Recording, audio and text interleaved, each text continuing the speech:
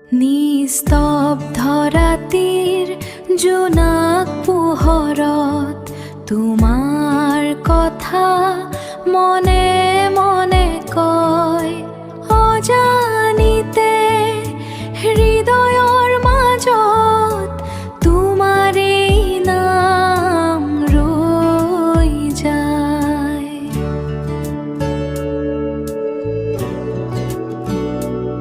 তোমাক প্ৰথম